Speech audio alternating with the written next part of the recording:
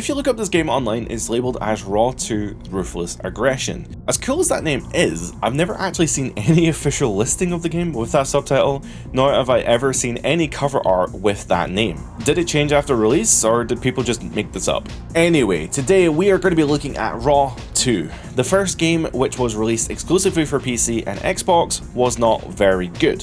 There's actually very little wrestling that happened in that game, and Anchor Inc. had the chance to improve on what they had begun in RAW 1 for the Xbox.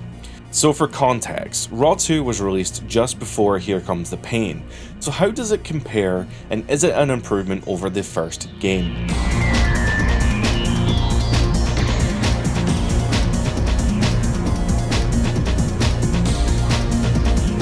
The WWE and Microsoft partnership officially began at CES 2001, where Bill Gates and The Rock revealed the original Xbox. With this reveal came the promise that Xbox and Microsoft would get exclusive WWE gaming experiences from THQ. Although they wouldn't get the mainline SmackDown series, they would be getting something just as spectacular. So WWE RAW and RAW 2 was developed by Anchor Inc. and published by THQ. Now, finding information about Anchor Inc. is really hard. So, it seems the studio was founded by ex-Tekken devs who wanted to create their own fighting game. In the short time, they released an N64 fighting game called Fighter's Destiny, which I didn't even know about until researching this video. They then acquired the UFC license and created a Dreamcast version of that game, while another studio handled the PlayStation version. This leads us to WWF RAW, and again, it's really hard to find good information on its development. Previews discuss the game modes and features that never made it into the final game, which either means that they never existed and the THQ execs were just talking, or the game was in development hell with major cuts made before release. So RAW 1 released in early 2002 to mixed reviews. Beyond visually stunning entrances, there wasn't really much going on for it.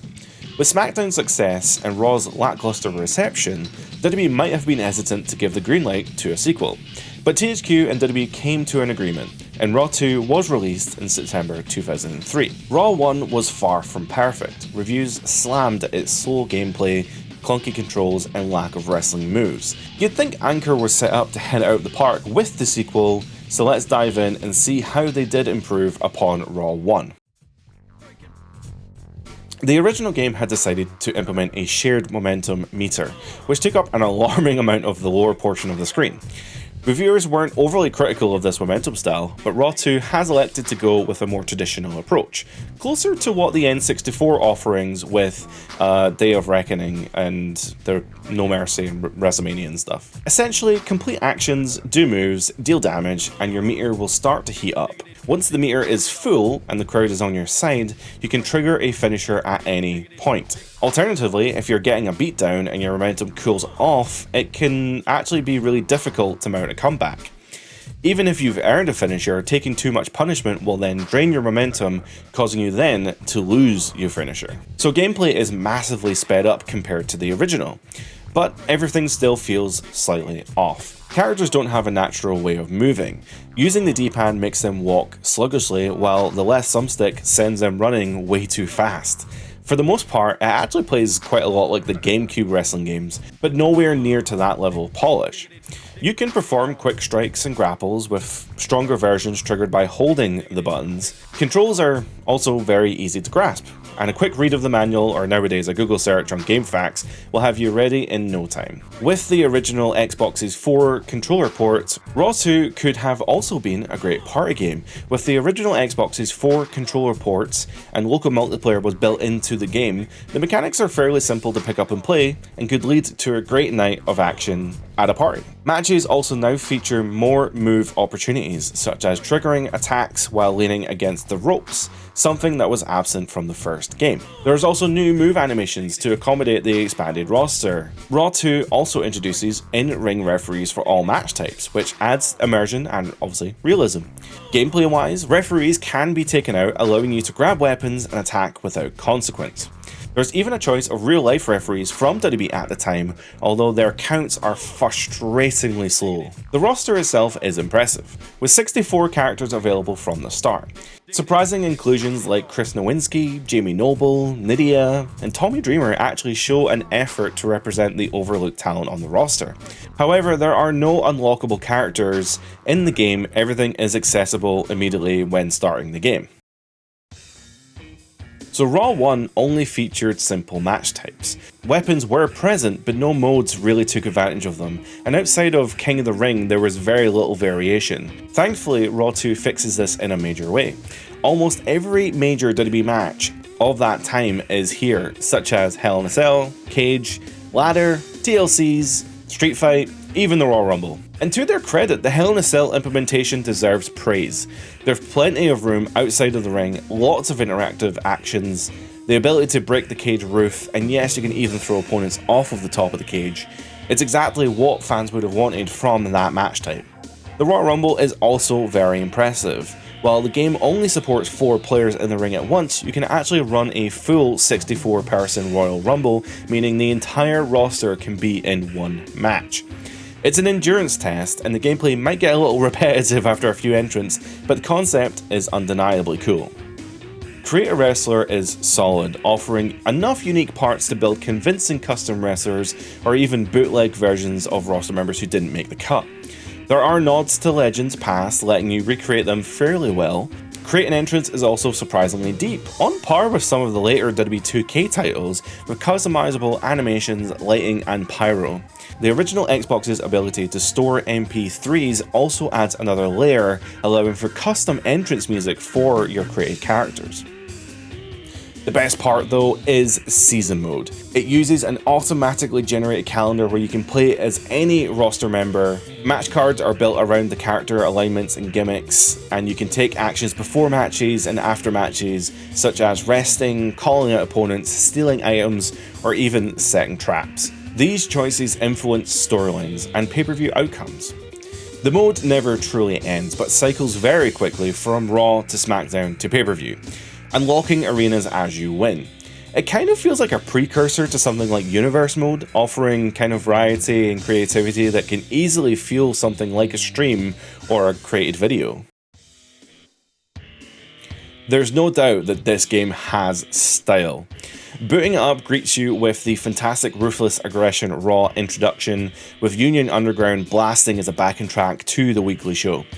The main menu continues that theme with every icon and every selection designed like the Raw logo and the special animations. It's a great attention to detail and really feels like you are playing a game built around everything WWE RAW. So WWE RAW and 2 use keyframe animations for entrances, which makes them look a little odd compared to more modern motion capture. Instead of recording realistic movement data, animators manually move body parts between points. It's a huge time investment and rarely is used nowadays, but the result is actually quite impressive. Entrances were the first game's only real strength, and Raw 2 does improve upon them further. Animations are more authentic, and lighting makes everything look surprisingly real for the time. Character models also saw a big upgrade. Triple H's Raw 1 model was barely recognisable, but Raw 2's version is a huge improvement. Oddly, some characters like RVD have a really strange sheen to them, almost cel-shaded, that doesn't always carry into matches. Although it's a nice stylistic touch, it is quite inconsistent. The original game only had one arena design. However, Raw 2 features every pay-per-view stage from 2003. Backlash with the spinning spikes, King of the Ring's giant chair, Armageddon's flames, and of course, WrestleMania 19. Winning matches at these pay-per-views will unlock these arenas quickly, and they look fantastic. So full points for making them fun and easy to earn. So I always thought Raw 2 marked the end of the road for Anchor Inc., but that actually wasn't the case. The studio did go on to create JoJo's Bizarre Adventure Phantom Blood, which released in October 2006, which is 3 years after Raw 2. Although Anchor didn't last too much longer, it's nice to know that Raw 1 and 2 weren't solely responsible for their downfall. At the time, Anchor Inc. was composed of 2 development teams. Now, we don't know what the other team was working on, but IGN reported that Raw 2 development team was fired just after the game had passed quality assurance from Microsoft and was accepted for sale.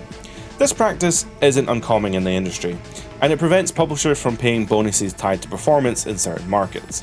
Still, considering RAW 2 was set up mostly for failure, it's possible that THQ and WWE had very little faith in Anchor and never even considered a RAW 3. So this leads us to Studio Gigante, a development studio founded by John Tobias of Mortal Kombat fame. They had previously released Tao Feng in 2003 and would later acquire the WWE license to create the next Xbox exclusive wrestling game, and the result was the infamous WrestleMania 21, which is a title best left unspoken. Now, for what it's worth, RAW 2 is still playable today. If you own the disc, it's actually officially supported through Xbox's backward compatibility service, and it runs surprisingly well. So while Anchor's journey ended not long after, RAW 2 still lives on for fans who do want to revisit it. While RAW 2 was a significant improvement over the first game, it's clear that it wasn't going to hit the same heights as the mainline SmackDown series. Even the GameCube would have the Day of Reckoning series, and the RAW series was never going to compete with those games.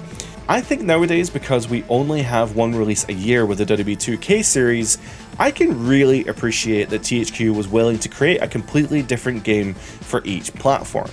This really isn't something that you would see anymore, as the video game industry has become more standardized nowadays, and the possibilities of monetizing game modes across multiple platforms is just too appealing for game publishers to take risks and create different games across these multiple platforms. Now, don't get me wrong, these games absolutely sucked, but man, they were creative. And with that being said, I hope you enjoyed the video, so let me know your memories of this game in the comments down below, and subscribe for more wrestling video game reviews and gameplay. With that being said, thank you for watching, have a great day, and bye for now.